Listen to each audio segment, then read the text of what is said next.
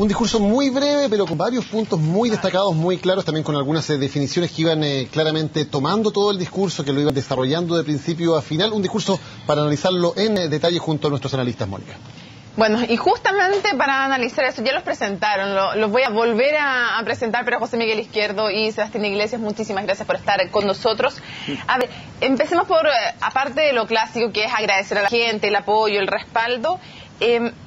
Hay algunos mensajes que tienen que ver con Sebastián Piñera. Normalmente la presidenta Michelle Bachelet no nombraba a su predecesor, no lo hizo mucho en la campaña, trató de evitar el ataque, pero aquí hay dos cosas por lo menos que son palos directos a Sebastián Piñera. Uno, que un país no es solo estadísticas, y dos, que no se logran los acuerdos solamente con ciencia, que también importa la parte humana. ¿Cómo notaste eso, Miguel? Muy injusto, lo noté como un palo, evidentemente, pero lo noté muy injusto porque la gestión en los hechos, el programa no dejó de considerar valores y personas, el postnatal, el ingreso ético familiar, bueno, son proyectos basados en el esfuerzo de sacar, terminar con la pobreza, basado en una convicción absoluta en el valor de la persona. Y creo que, bueno, el capellán de la Moneda mencionaba al despedirse o al hacer la misa de acción de gracia, agradecía el hecho de que destacaba este gobierno por la entrega y por a los valores, ¿eh? Por lo tanto creo que sí es un palo gratuito, y lo considero muy injusto con respecto a lo que realmente se hizo. Que hoy día cuando veía salir el presidente Piñera o expresidente Piñera de Valparaíso y se subía al auto, tenía la expectativa que por fin hubiera entendido algo que no fue capaz de entender durante toda su campaña, que el simbolismo y el relato respecto a lo que uno hace es tan relevante como los logros que obtiene. Yo me vi estos últimos 3 meses el presidente Piñera hablando mucho de números, como quien hace un balance de una empresa en el cierre de un ciclo y contando sus grandes resultados de cifras. Y quizá hoy día lo que vi fue un ciudadano que se dio cuenta que en realidad subirse auto manejando, lo que tenía que demostrar es que efectivamente habían valores más trascendentes que eso. Y quizás la gran diferencia entre el discurso de Michelle Bachelet hoy día y lo que mostró el presidente Piñera durante su gestión es que la presidenta enfatiza los sueños y esta idea de un relato que está enmarcado por un programa, y Piñera hizo una apuesta política que puede evaluarla en su mérito y según los resultados que ha obtenido después de eso, que más bien era demostrar resultados y eficiencia en la gestión, sin un programa muy claro, sino más bien con resultados concretos año a año. Está la ciudadanía decidiendo estos días, claramente la opción hoy día fue reelegir a Michelle Bachelet por su relato sobre el gobierno, y esperemos a ver qué pasa con el presidente Piñera, si su apuesta, que fue este pseudo balance de un gobierno corto, en realidad le da resultados políticos en el largo plazo, porque en el corto no lo fue. Ahora, una ventaja que tienen los discursos breves es que permiten establecer muy claramente prioridades, no hablan de muchas cosas, sino que hablan de poquitas cosas. ¿Sí? Y Michelle Bachelet sobre el final dice, Chile tiene solo un gran adversario, la desigualdad, y pone claramente el énfasis en ese punto, superar la desigualdad. ¿Es correcto ese énfasis para los próximos 4 años? A mí me parece que es consecuente con su programa de gobierno, su oferta y su mundo político, digamos, su coalición. Una coalición que también está muy líquida, ¿no?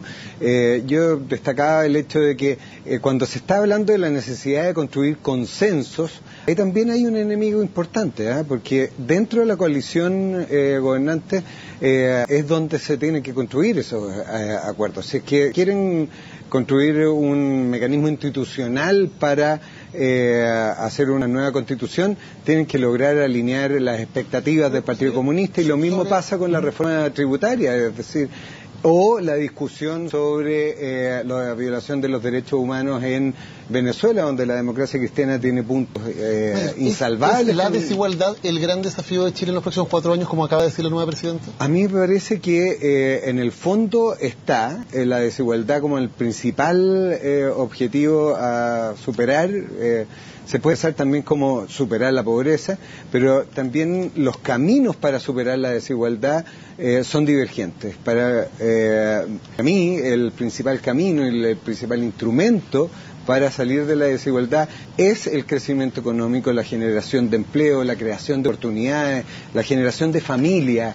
Tenemos un problema demográfico importantísimo en el mundo, no solo en Chile. Y en ese contexto creo que tenemos caminos divergentes respecto de la nueva mayoría. Y claro, la nueva mayoría, como dice Sebastián, surge este gobierno con una gran expectativa, y a mí me da la impresión de que Chile le está dando la última oportunidad al sistema político. O sea, hay una expectativa respecto de la cantidad de cambios que la presidenta menciona. Hizo mención en educación, mención en salud, reforma constitucional y desigualdad. Es decir, hay un nivel de expectativa que ellos no lograron bajar antes de que asumiera. Si no se logra cumplir con esto, y si es que la coalición se desordena demasiado, yo creo que se va a abrir la puerta para muchas alternativas ilegítimas, como decía clásicamente, populismos de distintas clases e ideologías. Ahora, respecto del manejo comunicacional también, hay algo de identificarse con el que está al frente, que se hace cuando se quiere hacer un discurso también cercano, y me da la impresión de que este discurso es un poco Chile, soy ustedes, porque dice que ella ha experimentado la educación pública, la salud pública, la necesidad de que alguien cuide a tus hijos para ir a trabajar. Va a haber también entonces una idea de un líder que se contacta directo con la ciudadanía, y esto puede también debilitar un poco los partidos en el sentido que ella tiene un canal de comunicación directo. Yo creo que son las dos dimensiones. Uno, lo que preguntaba Daniel, que es si es el desafío de Chile de desigualdad, yo creo que 100%. Y además las personas comunes y corrientes sienten que ese es el principal desafío. Por lo tanto, yo creo que ella simboliza las dos cosas. Lo comunicacional, que finalmente soy alguien como ustedes y por lo tanto mi pelea tiene que ver con la de ustedes, que es la igualdad. Y además pertenezco a una coalición que tiene un programa para resolver la igualdad más allá de lo que hemos hecho concretamente hacia atrás. Y eso yo creo que incluye también este cambio entre nueva mayoría y concertación. Queremos hacer algunas cosas distintas, y ahí es porque engarza tanto con los pilares de la reforma tributaria y la reforma educacional. Que me lo preguntaba hoy día, yo decía, mira, en realidad esto no solo se trata de hacer reformas, sino que aquí se requiere tener más ingresos para tener más gastos permanentes que mejoran la calidad de la educación, pero además hay una apuesta también a mantener los niveles de crecimiento. Creo que ese equilibrio lo que busca, a diferencia de otras cosas, no es inyectar necesariamente más recursos en todas las áreas, sino que hacer cambios estructurales que permitan nivelar la cancha en el país. Pues Miguel, pero no es también una advertencia a los partidos de yo tengo interlocución directa y tengo un programa más que voy a hacer ver, no solo porque se comunica directo, sino también porque dice que hay un mandato y un contrato solemne para cumplir ese programa y diálogo, pero para avanzar. ¿No hay también una advertencia a los partidos, un rayado de cancha? Bueno, recientemente se publicó un estudio, no sé si cometo alguna cosa que no está en la política del canal, pero CADEM publica una encuesta que se llama Plaza Pública y que mostraba claramente la adhesión de las personas a la figura de Michelle Bachelet más que a los elementos programáticos. Entonces, evidentemente que aquí hay un juego en el liderazgo de Michelle Bachelet muy importante, y hemos visto, lamentablemente en las últimas semanas, dos aspectos que me parecen importantes destacar. Uno, respecto de la diferencia que hay entre el discurso y lo que se realizó durante el gobierno de Michelle Bachelet anterior. Y segundo, los errores no forzados provocados en el nombramiento de subsecretarios. ¿Por qué te digo esto? Porque cuando tú dices que Michelle Bachelet remarca educación y salud y ves, lo contrastas con la experiencia que nosotros tuvimos al asumir la cantidad de desorden que había en el manejo de recursos públicos, desorden, no estoy hablando de otra cosa, en el área de salud, por ejemplo, o las mismas reformas que se realizaron respecto de educación. Ahí hay una diferencia muy profunda. Y respecto de los problemas políticos, tú te das cuenta que estos 4 subsecretarios que cayeron antes de asumir el gobierno, cayeron por oposición de la nueva mayoría. La subsecretaria de Educación, al inicio, cae porque son los senadores, Montes, sobre todo, que sale a cortarle el camino, y finalmente Echeverría en Fuerzas Armadas cae no por la historia del padre, cae por irregularidades cometidas o en las que se le cuestionan en su ejercicio anterior, y ahí Tucapel Jiménez es el que le hace caer la guillotina. Por lo tanto, aquí hay efectivamente, Mónica, como tú señalas, hay un llamado a advertencia importante. Aquí Michelle Bachelet es la líder, es la que tiene el apoyo, pero no es la nueva mayoría necesariamente. Sebastián, ¿cómo ves el comienzo de un gobierno que ya antes, como decía José Miguel, que ya antes de asumir tiene 4 bajas en los colaboradores más directos como son los subsecretarios? ¿Ves que esto es algo que se va a seguir produciendo probablemente, que va a ser un gobierno que tenga problemas para enfrentar las presiones tanto internas dentro de la nueva mayoría como de sectores sociales cuando se pide o la salida de un ministro, un subsecretario, o el cambio de una política pública, o el retiro de un proyecto de ley? Oye, espérate, Sebastián, hablando de los simbolismos, ojalá que no sea un simbolismo o algo premonitorio el porrazo que se pegó el ministro del Interior, Peñalillo. Pero mira, hay varias cosas ahí de lo que dices tú, Daniel. Yo creo que fue desprolijidad, sinceramente, en el fondo, y aquí hay que tener poco cuidado. De dos fórmulas. Hay casos de subsecretarios que salieron finalmente porque tenían malos antecedentes y eso hacía que salieran, y además una ciudadanía mucho más alerta, por lo tanto hizo más evidente estos antecedentes. A mí me hubiera gustado mucho más que fuera la misma presidencia o el Poder Ejecutivo quien resolviera estos problemas, y otros casos que fueron por presión social. Mi respuesta, ya que es personal, es que creo que me hubiera gustado mucho más que sostuviera la decisión en ciertos casos, porque lo que se estaba haciendo finalmente es respaldando una señal. Hay que tener harto cuidado, ya viene la sensibilidad que tiene que tener este gobierno en lo que viene, de cómo gobierna aquellas expectativas ciudadanas respecto a lo que debe ser, respecto a la política, la construcción de las políticas públicas. Y en el caso de Claudia Perano, y aquí me gustaría enfatizarlo, creo que aquí fue más bien un ajusticiamiento por causas no debidas, cuando en realidad teníamos una excelente subsecretaria que pudo haber hecho una gran política pública en materia de educación. Entonces, ¿y en Fuerzas Armadas? Y en Fuerzas Armadas, yo aquí creo, mi frase preferida es: no hay nada más conservador que juzgar a las personas por la historia de su familia. Eso es casi estar el EN del autoritarismo. Está por verse, y esto yo tengo idea, es que se puede o no, si efectivamente las denuncias hechas, que ella suspendió la intención de algunos de presentar querellas respecto a las Fuerzas Armadas, era causa suficiente para salir. Eso no está resuelto. Pero hasta ahora lo que se ha juzgado es si su padre o no fue violador de derechos humanos, y en este caso creo que no se puede juzgar a una persona por eso. Y creo que hay algo ahí del ADN conservador chileno que finalmente tiene que ver más con la tradición familiar, más que sus actos. Ella ha sido consecuente y responsable de la protección de los derechos humanos. Salvo esto, espero que se resuelva, pero hasta ahora son denuncias de una persona o de un grupo de personas y no probadas por la justicia. José Miguel, ¿no estás de acuerdo? Es que, en mi impresión, el hecho de que el diputado Jiménez haya dicho que si esto lo hubiese hecho un gobierno de centro derecha, hubiesen estado en la calle protestando con mucha fuerza, fue finalmente lo que hizo caer o hizo cuajar el sentido común de que Echeverría tenía que salir. Los cuestionamientos no son por lo que hizo su padre, digamos. Los cuestionamientos son por su ejercicio en la Subsecretaría de Fuerzas Armadas, en el gobierno de Michelle Bachelet anterior. De Marina, porque bueno, el Ministerio de Defensa cambió la ley ahora recién. Por lo tanto, creo que en este caso lo importante y de fondo que tenemos que observar es cómo dentro de la nueva mayoría, ya antes de asumir, se está ejerciendo una oposición interna. Es decir, es una mayoría muy líquida, esta nueva, digamos, ¿eh? En realidad es una coalición que está por formarse, y que está por formarse frente a desafíos programáticos muy ambiciosos.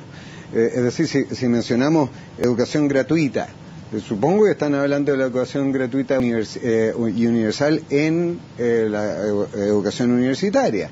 Si estamos hablando de reforma constitucional, es decir, en torno a esos problemas públicos para los cuales se requieren más recursos, yo planteo la interrogante de qué va a pasar en el momento en que se envíe el proyecto de ley de reforma tributaria, y qué va a pasar en el Congreso cuando vamos a tener un grupo de por lo menos 6 diputados comunistas que les va a parecer poco todo lo que tú mandes. Ahora, Sebastián y José Miguel, hay una frase que bien destacada, salió por ahí ya recién en la conversación, esto de que hay un contrato solemne entre ustedes y la presidenta, dice Bachelet, y eso se llama el programa de gobierno, que es una bonita frase, pero uno se pregunta si no puede acarrear también un germen de una inflexibilidad, pues si hay un contrato solemne, se entiende que si la presidenta aquí, por conveniencia política, le cambia una coma a ese programa de gobierno o cambia una regulación, etcétera, ya está incumpliendo un contrato solemne con los chilenos, ni más ni menos. Se pone el programa de gobierno en una condición en la que parece que es bien difícil hacerle cualquier cambio, ¿no? Sí, mira, yo creo que cuando hablamos del simbolismo, esta idea de relato, este gobierno está marcado por el relato del programa, de alguna forma. Este es un programa que si uno lee, tiene grandes definiciones de políticas públicas, pero todavía faltan los márgenes respecto a las reformas regulatorias adentro. Por lo tanto, lo que está por verso, y aquí, José Miguel, comparto en parte tu análisis, es difícil cuando se construya de verdad la regulación que va a ver qué va a pasar en el Congreso. Tiendo a creer que hay una historia de este mundo democrático que tiende a ponerse de acuerdo desde el año 90, mucho más fácil de lo que se especula a los analistas hacia adelante. Pero hay una segunda dimensión de tu pregunta, Daniel, que a mí me interesa, que es súper difícil cuando el programa se construye con letra pétrea, o sea, cuando se transforma en una piedra de tope que no tiene ninguna modificación. Y yo creo que parte del relato en esta primera etapa es esto, pero otra cosa es gobernar. Y lo que tiene que construir este gobierno no es solo un gran lineamiento programático, sino que tiene que construir hoy día acuerdos, principalmente con su coalición política primero y después también con el resto, respecto a cuál es la aplicación práctica de este programa. Y eso tiene dimensiones súper concretas. ¿Cuánto el FUT? Si se arregla... Eso es lo que no hemos visto y todos esperamos que en la medida, la concreción y en el diálogo con los parlamentarios baje de manera distinta. José Miguel, ¿es un contrato solemne el programa entre el presidente y los ciudadanos?